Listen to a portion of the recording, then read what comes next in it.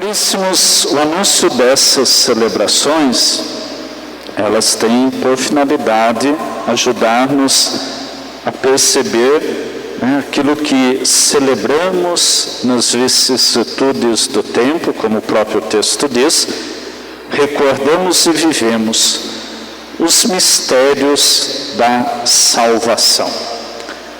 Com isso, nós vamos perceber que dentro do ano litúrgico, nós temos os tempos litúrgicos que favorecem, então, com cada dinâmica, com cada palavra de Deus, com cada texto bíblico, com cada oração própria, com cada canto litúrgico próprio, nós vamos, então, observando a evolução dos sinais que nos remetem a estes mistérios da salvação. É muito importante que cada tempo litúrgico que nós vivemos, nós vamos observando as suas características, mas aquilo principalmente que eu chamo da sua espiritualidade. Por quê? Porque senão nós podemos assimilar a caminhada como uma mera repetição. Então, quando nós vamos aprendendo a observar com os sinais, com os textos bíblicos, com as orações, a espiritualidade daquele tempo, nós então conseguimos também evoluir no sentido da nossa fé e do modo como nós celebramos esta fé. Nós estamos próximos de concluir o tempo do Natal. Amanhã, na liturgia, nós vamos celebrar então a festa do batismo de Jesus, concluindo este tempo do qual nós iniciamos com a celebração da noite do dia 24. Desde lá, nós temos então algumas celebrações que revelam todo esse sentido dos mistérios da salvação. Primeiro, celebrando dois grandes dogmas marianos. No dia 24 ou dia 25, o dogma da virgindade. No dia 1º, celebramos o dogma da Mãe de Deus.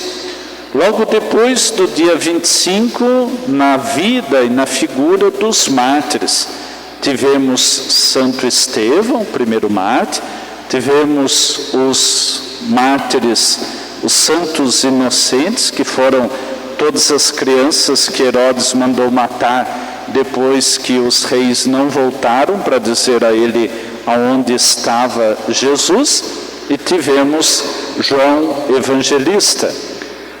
No tempo do Natal ainda celebramos a festa da Sagrada Família, a Mãe de Deus, como dizia, o Santíssimo Nome de Jesus, ou seja, o nome que ele recebeu no 8º dia, na celebração da sua circuncisão, e celebrando hoje, então, a Epifania do Senhor, e amanhã concluindo o tempo do Natal com a festa do batismo do Senhor. Normalmente nós temos o costume de dizer que apenas hoje seria a Epifania, a manifestação do Senhor. Mas se nós pensamos na construção desta espiritualidade do tempo do Natal, nós também podemos afirmar que todas as celebrações do tempo do Natal têm esta característica epifânica, ou seja, a característica da manifestação de Deus através de Jesus Cristo, através da Virgem Maria, através dos mártires e de tudo aquilo que nós temos celebrado. Então, por isso, caríssimos, uma pergunta fundamental é: o que nós enxergamos na Gruta de Belém? Ou seja, enxergar mais do que uma criança, enxergar mais do que um gesto de uma delicadeza de Deus. Mas o tempo do Natal, com a sua espiritualidade, principalmente com a sua manifestação, ela implica a nós enxergarmos na criança o sinal do amor e da misericórdia de Deus, que se traduz pela expressão da salvação. Então eu diria, resumindo de uma forma muito simples, celebrar a espiritualidade do tempo do Natal é contemplar os sinais claros da salvação. Por isso, a segunda pergunta que nós podemos nos fazer é: em que consiste esta salvação? Para a gente entender o gesto salvífico, nós devemos lembrar daquilo que Deus é e daquilo que Deus cria. Tudo aquilo que Deus cria, Ele cria para a comunhão, porque Ele essencialmente é comunhão. Então, na obra da criação, nós vamos observando que Ele vai colocando uma ordem nas coisas, até chegar à plenitude desta criação, que é o ser humano. Por isso, quando se cria o ser humano, nós vamos ouvir a expressão do plural, façamos o ser humano. Alguns estudiosos, então, vão atribuir justamente a imagem da Santíssima Trindade como esta força da comunhão. Então, tudo que Deus cria, cria para a comunhão, e principalmente o ser humano, à sua imagem e semelhança. A atitude ou a consequência do pecado rompe esta comunhão e cria o distanciamento. Como Deus é essencialmente comunhão e tudo aquilo que Ele cria, há então desenvolvimento deste projeto da salvação, que tem em vista o resgate desta dignidade ferida pelo pecado, mas principalmente trazer o ser humano para próximo. Por isso, uma das expressões que nós aprendemos no tempo do Natal é de que Jesus é o Emanuel, o Deus conosco, ou seja, aquele que vai dar a nós os caminhos e os meios para reencontrar o sentido desta comunhão e o sentido desta proximidade. Então, olhar hoje a manifestação de Jesus, a sua epifania, é compreender justamente isso. Deus que se comunica através do seu Filho, manifestando o ideal da salvação, o ideal desta comunhão eterna com cada um ao qual Ele criou a sua imagem e semelhança. A segunda pergunta é: como nós podemos viver e celebrar esta comunhão? Tendo a consciência de que a salvação é primeiramente um ato divino, é um dom que Deus concede a cada um de nós, nós vamos buscar os meios e os modos para manter este vínculo e esta comunhão. Um dos primeiros meios pelos quais nós vamos aprender a celebrar esta comunhão estão nas 3 virtudes: fé, esperança e caridade. A fé como aquela capacidade de crer em Deus, a fé como esta capacidade de irmos ao encontro de Deus, de celebrar esta comunhão. A esperança como algo que também nos coloca a caminho, ou seja, que nos move. Caminhamos renovando a esperança de chegar junto a vós na vossa paz.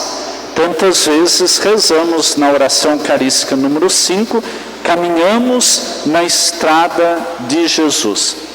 E a terceira virtude, lógico, a virtude da caridade, que se expressa nas atitudes, nos gestos do amor. Se nós pegarmos o texto do Evangelho de hoje, nós poderíamos pensar em 3 grandes atitudes que esses magos enfrentam e realizam. Papa Francisco, na homilia da Epifania, no dia 6, ele então aponta 3 comportamentos desses magos. O primeiro comportamento que eu associaria à virtude da fé está na inquietação dos magos. Ou seja, vem um sinal, tentam interpretar isso e sentem-se inquietos, até que chegam e perguntam onde está o rei dos judeus que acaba de nascer. Então, o primeiro elemento que nós vamos associar à nossa fé como caminho para celebrar esta salvação é não ter medo das nossas inquietações. A inquietação se manifesta principalmente pelo questionamento, pelas vezes que percorremos a nossa própria personalidade, a nossa própria condição de pessoa humana, às vezes que também nos colocamos nessas inquietações diante de Deus, questionamos a Deus, questionamos a Virgem Maria, questionamos os santos, e às vezes até tem muita gente que tem um medo dessas inquietações ou desses questionamentos. Por isso, no exercício e no desenvolvimento da fé, nós poderíamos, melhor dizendo, expressar assim: a nossa fé precisa ser uma fé inquieta. Em outra ocasião, eu já vos disse que nossa fé precisa ser uma fé inteligente. Agora acrescento, nossa fé precisa ser uma fé inquieta, aquela então que vai sempre nos colocar nesta atitude do questionamento. A segunda atitude que o Papa expressa é justamente os riscos que eles enfrentam pelo caminho, e associaria isso à virtude da esperança, ou seja, a esperança que não nos faz apenas esperar a ação de Deus, de modo que a gente fique na nossa área, na nossa chamada zona de conforto, esperando tudo aquilo que há de vir e que há de acontecer. Mas a provocação, a inquietação dos magos os colocam num caminho, um caminho que não conheciam, não sabiam onde chegar, não saberiam então o que encontrariam. E tanto é que numa parte deste caminho, nós podemos dizer, eles entram no caminho de Herodes. O caminho de Herodes é o caminho do poder, é o caminho da morte, é o caminho da injustiça, é o caminho da escuridão. Por isso, quando estão com Herodes, a estrela desaparece. E quando saem, reencontram a estrela, reencontram o sentido da alegria. Quando nossa fé torna-se inquieta, ela vai nos colocar a caminho. E certamente neste caminho nós também passaremos pelas situações ou pelos palácios de Herodes. Passaremos também pelas situações em que a escuridão pode tomar conta tanto do questionamento, da vida, das coisas que enfrentamos. Mas acima de tudo, aqueles magos tinham um ideal, o ideal de encontrar a Jesus. Por isso, a noite escura no palácio de Herodes não é a motivação deles, não é o destino deles, mas a noite escura no palácio de Herodes é apenas uma passagem. Quando nossa fé torna-se inquieta, uma fé que nos move, ela vai dar a nós essa consciência de que o nosso destino não é a escuridão, o nosso destino não é a morte, o nosso destino não é o sofrimento, mas é, acima de tudo, o encontro com Jesus. Por isso, no terceiro gesto, é o gesto da adoração. Ou seja, quando encontram a Jesus, eles dobram os seus joelhos para adorá-lo. A expressão da adoração associa então a terceira virtude, que é da caridade. Papa Bento XVI, num dos seus primeiros escritos, promulgou Deus caritas est. Deus é caridade, Deus é amor. O gesto de caridade aqui vai muito mais do que um ato social. O gesto de caridade é, acima de tudo, aquilo que, primeiramente, vocês, queridos casais, experimentam no relacionamento matrimonial. Ou seja, aquela entrega, aquele esvaziamento, aquele ideal do preenchimento do outro antes de si mesmo. E esse amor é muito mais claro quando há filhos no relacionamento, que eles nascem justamente do fruto desse amor. Então, olhar para este terceiro gesto, ou terceiro elemento dentro de um processo de salvação, é perceber o quanto a nossa vida, a nossa fé, tornando-se inquieta, percorrendo os caminhos, ela nos fará chegar à fonte do amor, que é então o gesto de adoração a Jesus. Adorar a Jesus. Toda quinta-feira, toda primeira sexta-feira do mês, temos aqui na igreja os horários e os momentos para a adoração, todo momento o Santíssimo presente no sacrário. O primeiro gesto de adoração que nós vamos desenvolvendo pela fé, ele passa pela atitude do silêncio. A gente não precisa dizer nada quando está adorando. Basta-nos, e talvez seja o mais difícil, fazermos o silêncio. Foi justamente o gesto de dobrar os joelhos desses magos que chegaram e no silêncio, primeiro contemplaram aquela presença de Jesus. A manifestação da salvação dá a nós então esta necessidade de uma fé que se desenvolve, uma fé inquieta, um caminho que se percorre e principalmente a consciência de adorar a Jesus. Então eu faria uma outra pergunta: dentro do nosso tempo, dentro da nossa organização de oração, qual tem sido o tempo para a adoração? Qual tem sido o tempo para nos colocarmos neste silêncio diante de Jesus? A compreensão da salvação vai passar pela vivência da palavra, pela vivência dos sacramentos, vai passar pela vida comunitária, vai passar, acima de tudo, pela consciência do nosso batismo. Queridos, eu quero desejar a nós que a celebração de hoje, ela seja algo além de uma dimensão folclórica do Dia dos Reis, mas que ela seja para nós esse momento para compreender como que eu tenho assimilado a salvação manifestada a partir de uma criança. O nosso grande ideal é a salvação. Por isso façamos e busquemos os meios que a igreja nos oferece.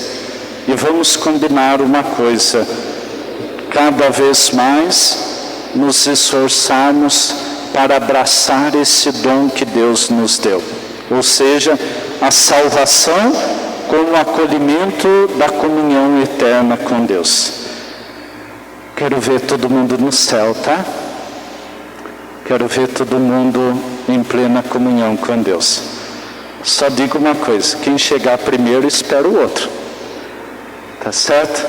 Que a força do Espírito motive nossa fé inquieta, nossa esperança que nos coloca a caminho e principalmente a caridade, com o amor pelo outro como grande sinal de que aprendemos a adorar em Jesus, o sinal da salvação.